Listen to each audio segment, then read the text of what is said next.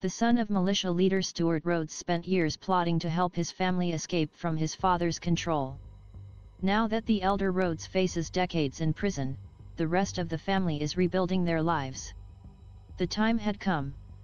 It was a dreary February day in 2018.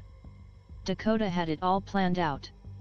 His mother and 5 younger siblings were in the truck, some of them crouched out of sight on the floor. They'd bundled into it as much as they could and made up an excuse. Ostensibly they were heading to the trash dump just off the main highway, slick with black ice-encrusted snow.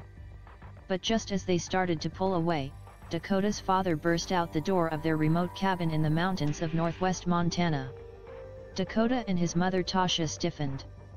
The leader of the Oath Keepers militia had dominated their lives until that moment. Tasha and Stewart had been married for nearly 25 years, and she was familiar with his manic periods. He'd been up all night on a tier, working out, listening to music, practicing Filipino stick fighting, pacing the floor. It was a pattern of manic activity, Dakota said, that was familiar throughout years of emotional abuse and heightened paranoia. Would he now stop them from fleeing? Had he noticed his favorite gun was missing? Would he question why John Boy, the family dog, was along for the ride to the dump? Dakota gripped the wheel while Tasha looked down at her daughters, hidden under the windows, their eyes opened wide. "Hey," Rhodes growled. "Pick up some steak on your way back." Dakota and Tasha murmured assent, and drove off towards the highway without a backwards glance. With his beard and eye patch, Stewart Rhodes is one of the most recognizable faces of America's anti-government militia movement. Since September, Rhodes and 4 members of the Oath Keepers, a militia group he founded in 2009, have been on trial in Washington for their roles in the January 6 Capitol riot. They were charged with seditious conspiracy, in this case, attempting to stop the certification of the 2020 election and the inauguration of Joe Biden, a crime that carries a maximum sentence 20 years in prison. On the other side of the country, Dakota and Tasha were closely watching the trial. Dakota grew up absolutely believing in his father's view of the world, what he described as a vision of a shadowy, malicious communist conspiracy seeking to institute a new world order aiming to seize total power and institute a one-world government that would intentionally sow chaos. It took until his teenage years for his faith in the coming government-backed apocalypse to be shaken, and until his early adulthood to finally escape. Things were not always that bleak. Dakota Adams, he and his mother now use her maiden name, spent much of his earliest years not in the backwoods of Montana, but in the middle of America's East Coast power centers. His parents had met and married in the 1990s, and he was their eldest child. Dakota lived his first years in the suburbs of Washington, D.C., where Rhodes was once an aide for Libertarian Congressman Ron Paul. When Dakota was about 4 or 5 years old, the family moved to Connecticut after Rhodes was accepted to Yale Law School. Dakota recalled living on Chapel Street in New Haven and having a set of neighbors that was so diverse that my street looked like the set of Sesame Street. "I thought that was just how the entire world was," he said. He remembers the local pizza place and bagel shop, and playing with the children of graduate students from all around the country and the world, speaking the common language of Star Wars fandom. "That was the one time I had a fairly normal childhood," he said. "It was the one time I had real friends and real social interaction." Yet even then, according to Tasha, Rhodes displayed strange bouts of paranoia, the seeds of doubt that would later fuel his anti-government mission. When they met, Rhodes was not particularly political, Tasha said, but was always devising strategies to avoid imagined enemies. For example, for something as mundane as when he was checking the oil in his car, he would make Tasha stand guard to make sure that no one slammed the hood on his head, she said. Dakota also recalled some dark memories. He remembered when he was around 4 years old waking his father up from a nap, only to have Rhodes jump up and pull out a folding knife. He would jokingly play it off as some kind of ultra-manly animalistic caveman brain being activated before he was fully awake, Dakota said. "I've never heard of anything like that before or since." After graduating from Yale in 2004, Rhodes moved his family to various states in the American West while he worked as a lawyer. Over the course of these moves, his paranoia and anti-government sensibilities hardened. The couple had 5 more children as the family ping-ponged across Arizona, Nevada, and Montana. None attended a formal school. Some did not even have birth certificates. In April 2009, the family was living in Nevada when Rhodes founded the Oath Keepers. According to Tasha, the group was born of an all-night writing session during one of Rhodes's manic spells. Tasha remembered trying to soothe one of her children as her husband blasted heavy metal music, and kept her from leaving the room. He bashed out a foundational manifesto, Declaration of Orders we will not obey. I'm trying to get this poor baby to sleep, and he kept saying, wait till you see what I wrote, Tasha recalled. The militia movement has long been a feature on the fringes of American life. Militia members have a range of views but are generally concerned with the power of the U.S. federal government, clampdowns on individual freedom and gun ownership, concerns that sometimes tip over into outright paranoia. In 2021, there were 92 militia groups active across 30 different states according to the Southern Poverty Law Center, a nonprofit that tracks extremist groups. Rhodes, who once served as an Army paratrooper, founded Oath Keepers with the goal of recruiting military veterans, police officers, and other first responders, as he imagined calling up legions of trained people who could fight against government tyranny. His founding document began with a quote from George Washington and included some of the greatest hits of the militia world. "We will not obey any order to disarm the American people," Rhodes wrote. There were warnings against blockades of American cities, detention camps, and the absurdly totalitarian claimed powers of the president. The document went viral in militia circles and would eventually push Rhodes into a series of conflicts with law enforcement. But his wife didn't stand in his way. He kept saying the reason why he loses his temper, the reason why he's violent is because he hadn't found his path in life, Tasha said.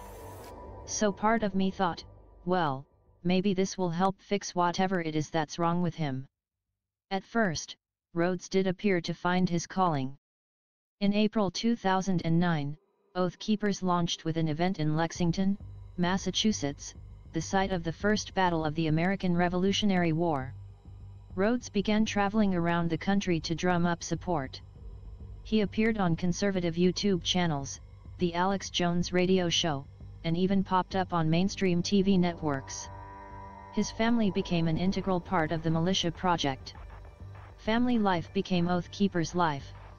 Tasha would welcome members into their home, Dakota would answer militia emails and, when he was older, drive his father to and from Oath Keepers events.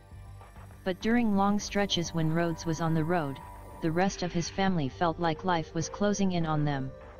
"We were so insular and isolated that the date and time and what day of the week it was, or what year it was, had very little bearing on our internal lives," Dakota said.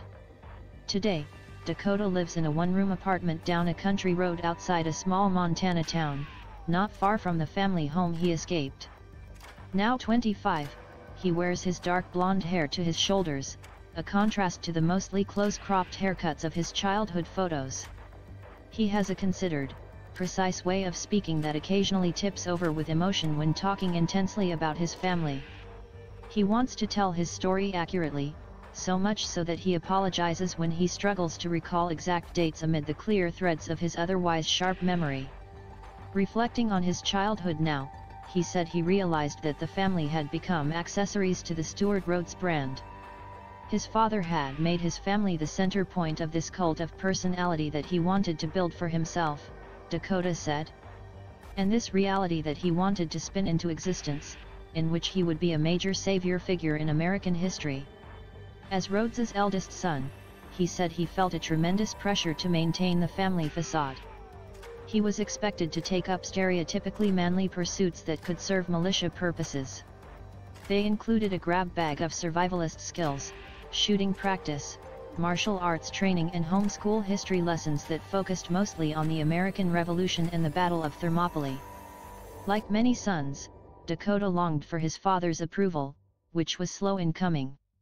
From early childhood on, there was a sort of a layer of adoration towards my father that slowly eroded away over the years, he said. I saw myself as nothing but an enormous failure to my family that could never live up to Stewart's standards. Kalispell, Montana, is a small but growing city that serves as a gateway to nearby Glacier National Park. Standing outside one of the family's previous homes, a modest dun-colored house opposite a row of trailers, it's clear the place brought up uncomfortable memories for Dakota, who had spent his early teenage years there. He recounted one incident in particular, sometime around 2012.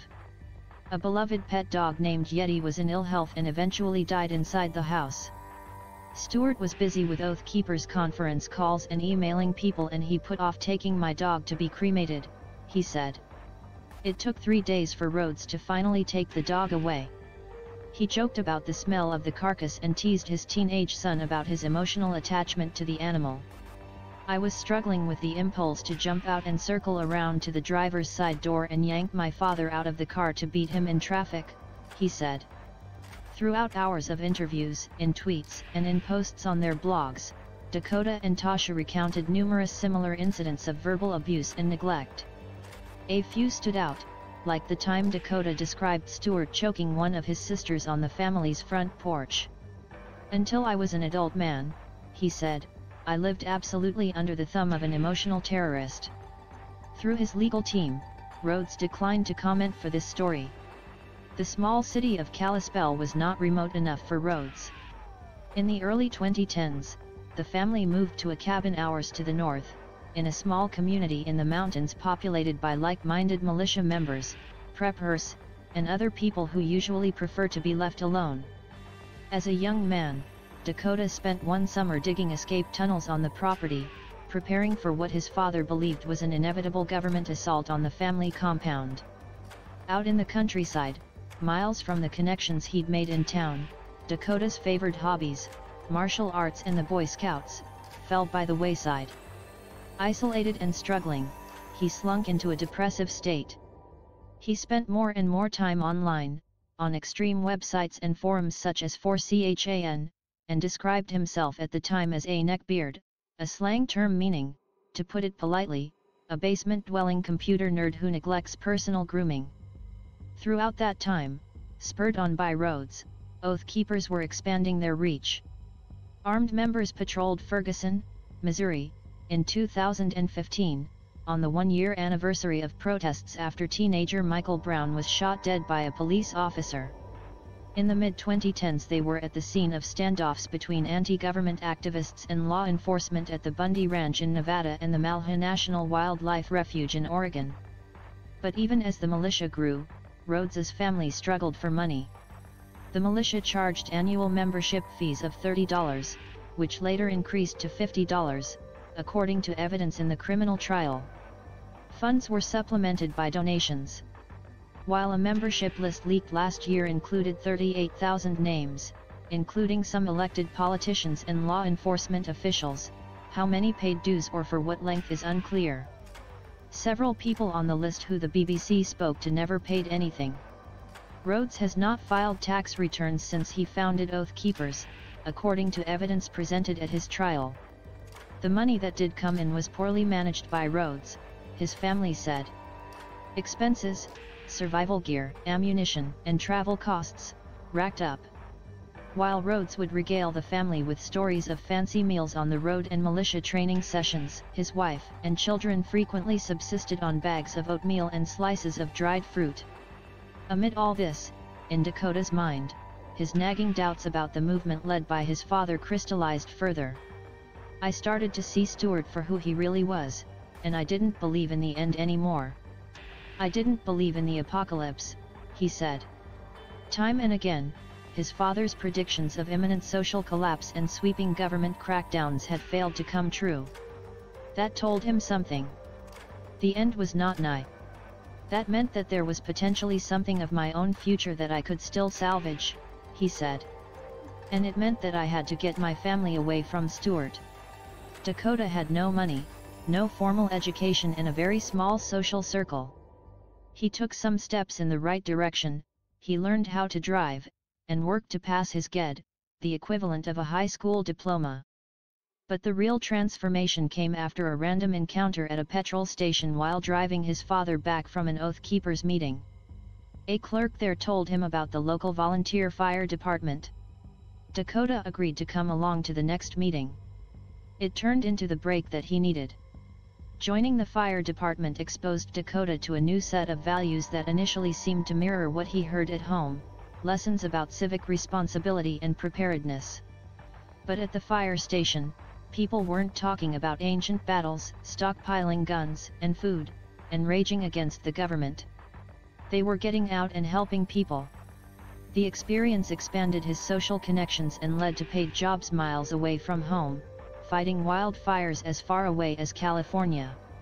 His controlling father allowed him to leave home to fight fires, he said, because it fit the macho ideals he had for his eldest son. Over all that time, he felt increasingly ready to leave, and as he moved into his 20s, Dakota realized that his siblings had been longing to escape even longer than he had. "I was the last child to maintain any kind of loyalty or belief in Stewart's narrative," he said. An initial plan developed. One after the other, the older children would move out of the family home, and help the remaining siblings escape. "We were effectively going to daisy-chain each other away," Dakota said. A few late-night conversations with his mother made him realize Tasha also wanted to leave. Then came a lightning bolt. The Gibraltar Ridge fire devastated thousands of acres in the nearby Kootenay National Forest. It began with a lightning strike in August 2017, and Dakota was one of the firefighters enlisted to fight the blaze. He spent the summer and early fall battling the flames. It earned him enough money to buy his own truck, the first vehicle the family had that wasn't in his father's name. "We were able to leave the house independently, instead of Stewart maintaining his strict control over our transportation," he said. "They had strategized for 2 years, but their hand was forced," Dakota said, "by the family's perilous financial situation." Being evicted from their woodland home was becoming an increasingly likely prospect. "We were going to have to go through the worst-case scenario of not having enough money to live and being homeless, with Stewart still in tow, if we did not pull the trigger," he said. Tasha filed legal papers for divorce. The night before they escaped, on that grim day in February 2018, Rhodes and Tasha went for a drink at the bar at the nearby crossroads. "The bartender kept looking her way," she recalled, "because she kept crying. Stewart never noticed," she said. The family fled the next day. "It hasn't been easy. The family still lives in Montana." Tasha, Dakota, and his siblings have had to adjust to life outside of the militia movement, getting embedded in the more normal routines of work, school, and community life. Dakota found a house for rent, and later his own small space. In between several jobs and firefighting, he supports his family in a way, he says, that Rhodes never did. Nowadays, he is studying subjects both new, art, and familiar, American politics, at a local community college. Tasha still has not been granted a divorce, more than 4.5 years after applying for one. And still the ghosts of Stewart Rhodes and the Oath Keepers continue to linger. Like many other political movements in America, the militia world was transformed by Donald Trump's first run for president in 2015. Rhodes and his Oath Keepers turned from staunch government opponents into imagined protectors of the Trump movement. And after the 2020 election, the Oath Keepers geared up for conflict, stockpiling weapons and amping up the rhetoric, according to testimony presented in court. When Dakota and Tasha tuned into news coverage on January 6, 2021, they didn't need to see Rhodes's face to know that he was there. The giveaway was the stack, a formation of Oath Keepers in a line, their hands on the shoulders of the militia members in front of them, barging their way inside the Capitol. Dakota had witnessed his father turn from a Trump skeptic into a full-throated supporter after the 2016 election. In the lead-up to the 2020 election, Rhodes envisioned his militia as a last line of defense protecting the Trump movement. In court he testified that he was waiting for Trump to invoke the Insurrection Act, a 200-year-old law which allows the president to call on armed forces and the National Guard to keep order. In Rhodes' reading of that scenario, Oath Keepers would become almost a private Trump army. I knew that Stewart was really hitching his wagon to Trump and was going to have to bet it all on Trump retaining power, whether he won the election or not, Dakota said. But now, Rhodes and one of his co-defendants, Kelly Meggs, face up to 20 years in prison after being found guilty of the most serious charges to date stemming from the Capitol riot. 3 other Oath Keepers were found not guilty of the seditious conspiracy charge but were convicted on lesser charges, including obstruction of an official proceeding. Years after escaping his father's home, Dakota's anger is still palpable. So is his relief. "I'm going to be able to breathe a little bit easier," he said. His political path has diverged from his father's. Prior to the midterm elections he volunteered for local Democratic Party politicians. And in 2020, Dakota was back in Kalispell, joining more than 1,000 protesters in support of the Black Lives Matter movement. Armed militia members were there too. One of them got in Dakota's face covered at the time due to COVID restrictions. When he lowered the bandana around his mouth, the man was stunned. He very quickly realized that I was Stewart's son and was completely shocked to see me on the other side of the protest line. His apartment today has pictures of wildlife scenes on the walls and a microwave and hot plate in the corner. His dog Mocha looked on as he pulled out his body armor and rifles. Dakota admitted that he was out of practice when it comes to shooting and only dons his body armor when reporters ask to see it. He prefers to spend his downtime studying, drawing, and writing. He has a blog and recounted his own journey in a long essay for the progressive website Raw Story. These days the rifles don't get much use. They bring back unpleasant memories of Rhodes and Oath Keepers training events. Still, Dakota holds on to his guns, just in case. "I have no confidence in the United States resisting a growing fascist movement," he said. After their escape, the Rhodes children had occasional meetings with their father. But those gradually went by the wayside. Since the start of the COVID pandemic, he's had sporadic text messages from his father, Dakota said. He hasn't replied to a single one. Additional reporting and video by Chelsea Bailey and Aloise Alana.